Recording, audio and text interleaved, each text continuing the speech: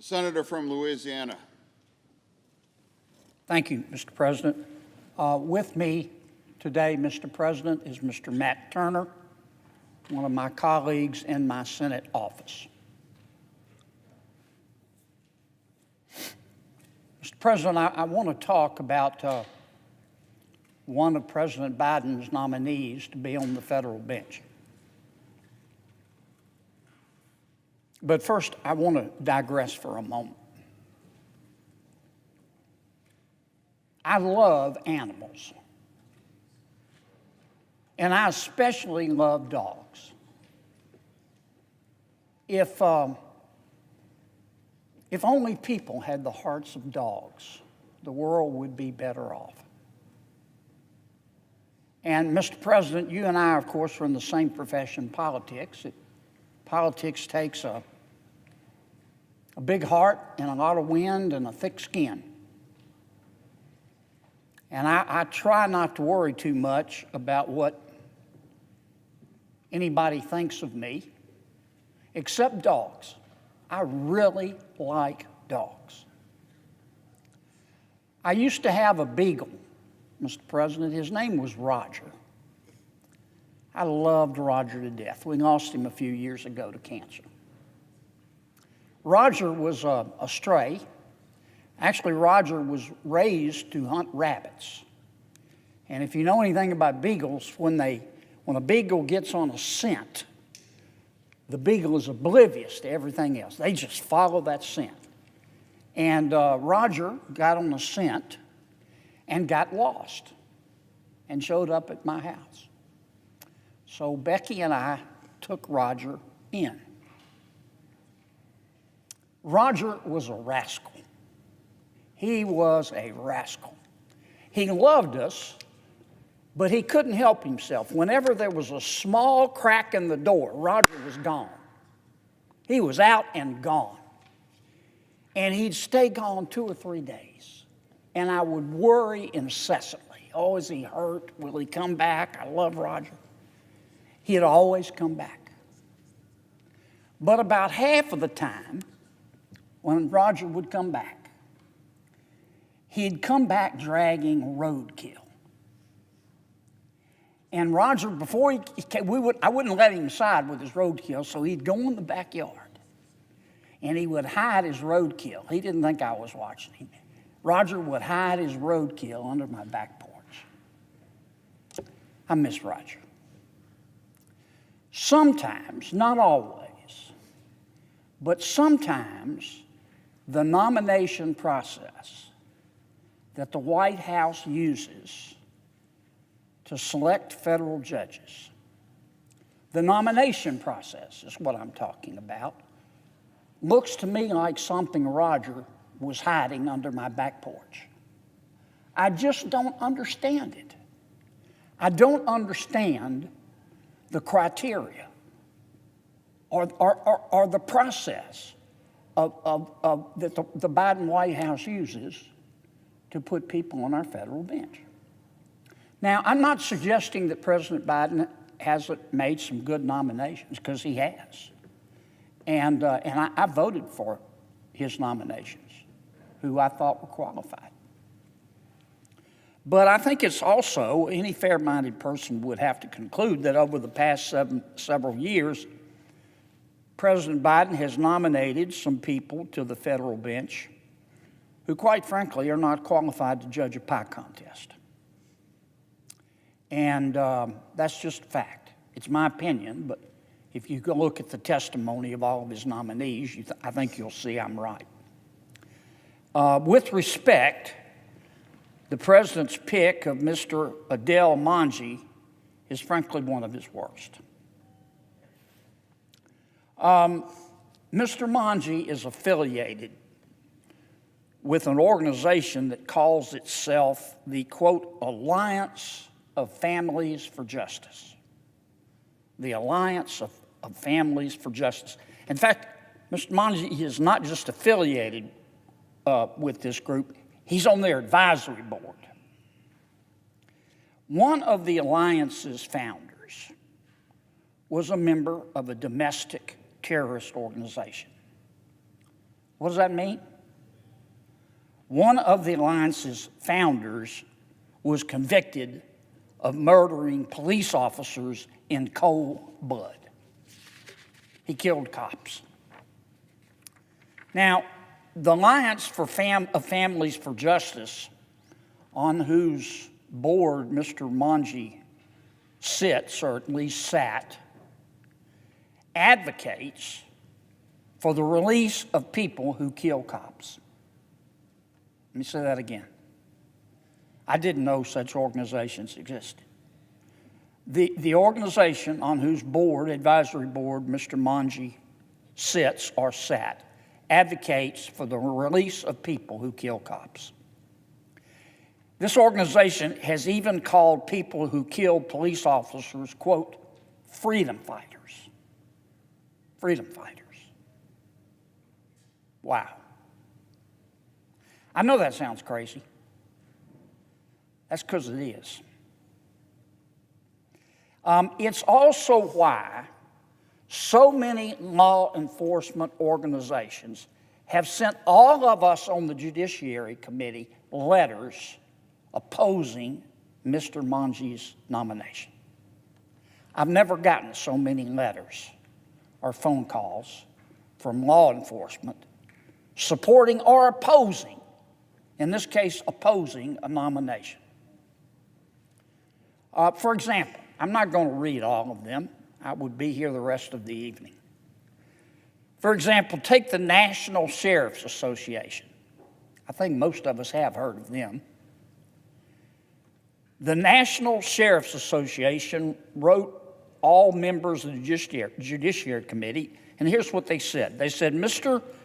Mangi's association with, and I'm quoting now, not my words, the sheriff's words, Mr. Mangi's association with a quote, an organization advocating the release of convicted cop killers is seriously disturbing, end quote. That's coming from the sheriffs.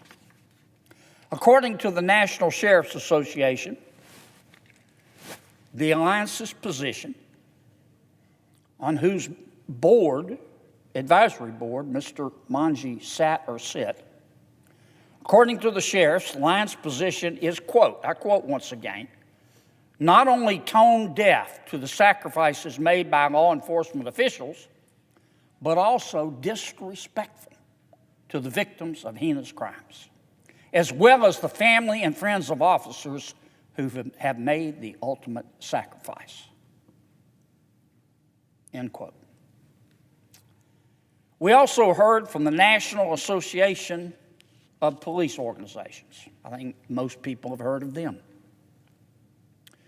They said, quote, about Mr. Mangi's nomination, they said Mr. Mangi's, quote, conscious work with the Alliance shows an anti-victim and anti-police bias that would certainly cloud his decision-making as a judge. That came from the police. Those aren't my words. Those are law enforcement words. Now, by itself, Mr. Mangi's work for and with this organization that I refer to as the Alliance should be disqualifying. But there is more, Mr. President. There's a lot more. From 2019 to 2023, 4 years, Mr. Mangi also served on the advisory board of another group. And this group calls itself, quote, the Center for Security, Race, and Rights. The Center for Security, Race, and Rights. This organization is steeped in hatred and anti-Semitism. I don't know any other way to put it. And I think any reasonable person who looked at the center's work would agree with me, at least as to my description. Now, every single American that I know, and I bet this is true for you too, Mr. President, every single American that I know remembers where they were on September 11, 2001. We call it 9/11. We don't even have to explain ourselves anymore. We just say 9/11. And every American knows what you're talking about. On the 20th anniversary of 9/11, Mr. President, Mr. Mangi's Center for Security, Race, and Rights, on whose advisory board Mr. Mangi either sits or sat, they sponsored an event entitled, here's the title of their event, quote, "Whose Narrative? 20 years since 9/11, 2001. This event, the purpose of this event was to blame America and blame Americans for 9/11. That's why they held the event. This event and the speakers there blamed, quote, U.S. imperialism, not the terrorists, U.S. imperialism, for the 9/11 attacks that killed thousands of innocent American citizens. And the event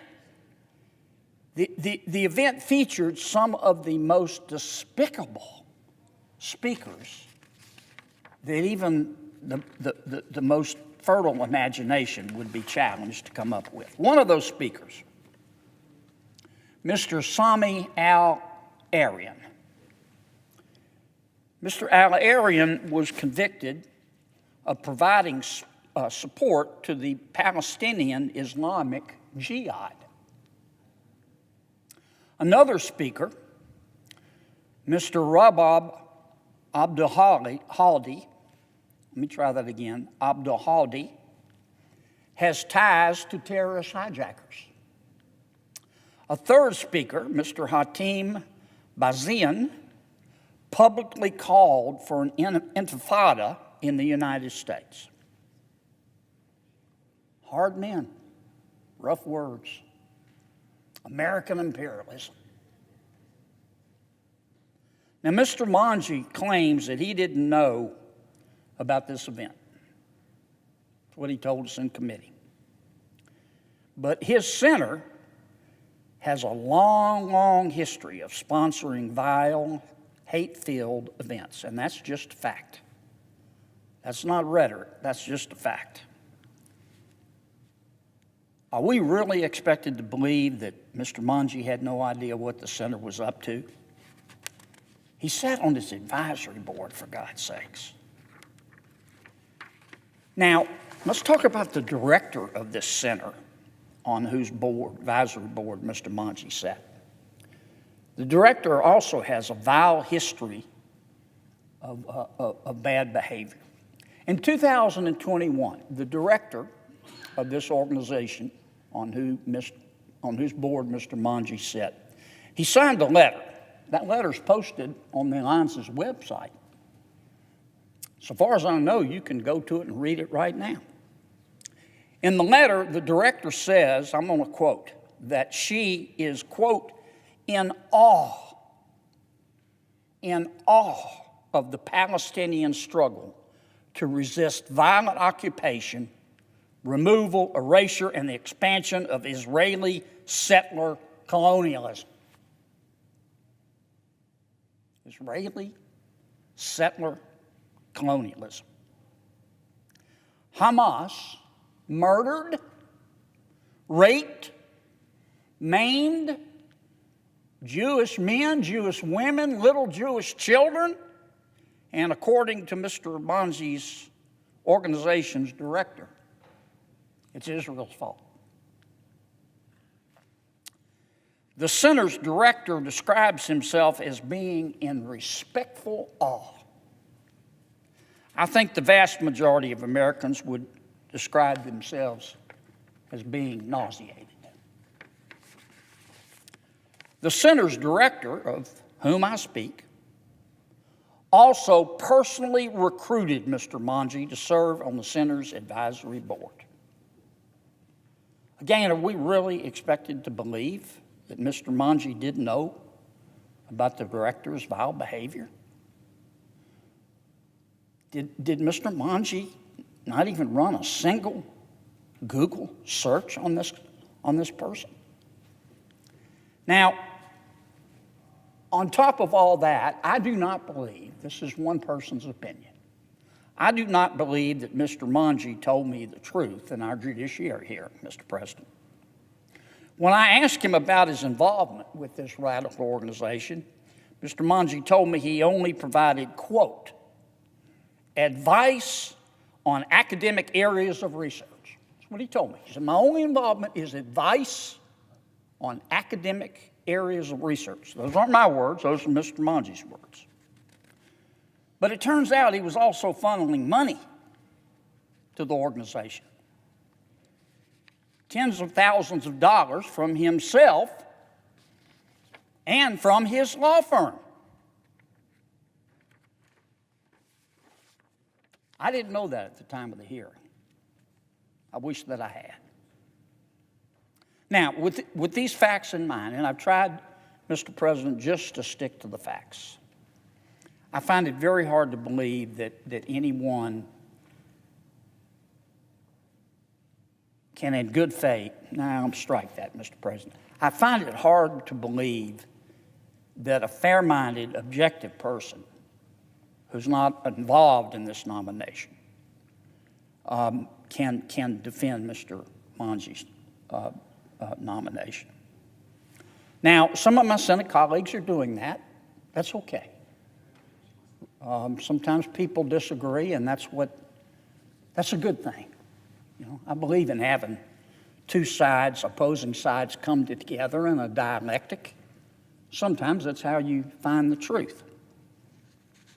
But it's gotten kind of personal. I regret that.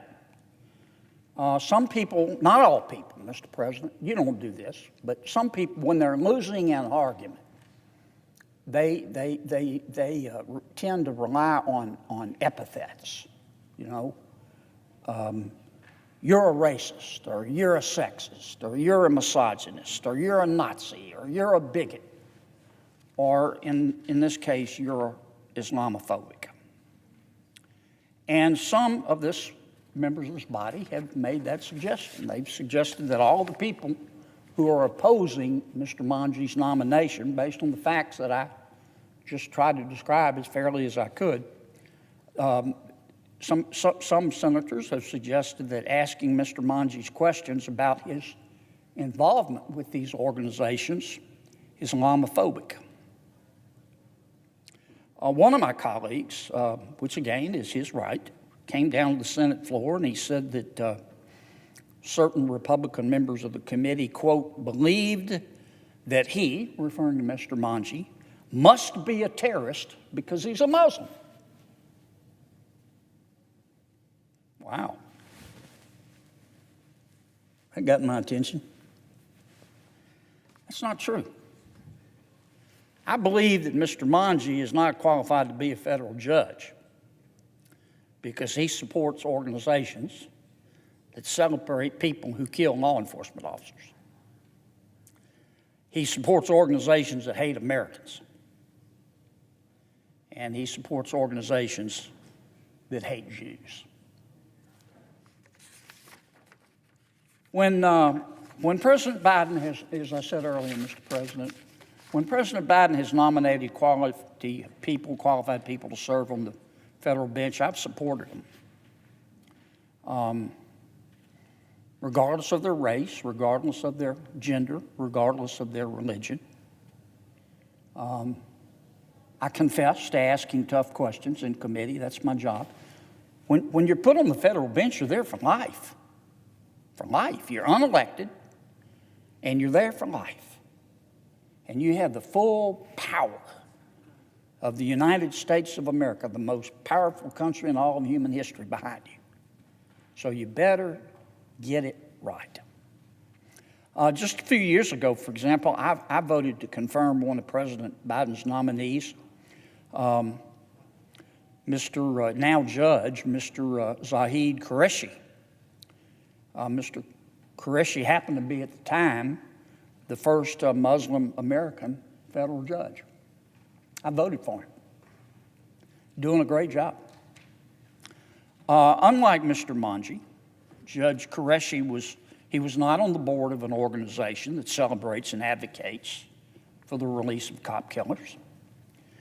He was not on the board of an organization that sponsors anti-American events and blames 9/11 on American imperialism.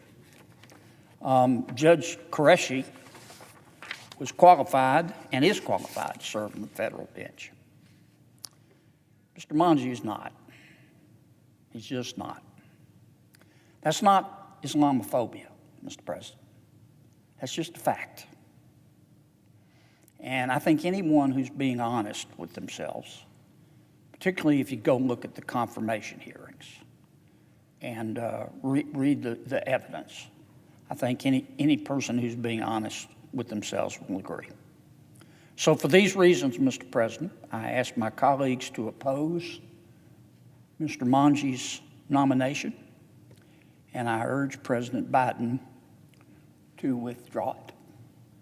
Thank you, Mr. President, for your time and attention. And with that, I yield the floor.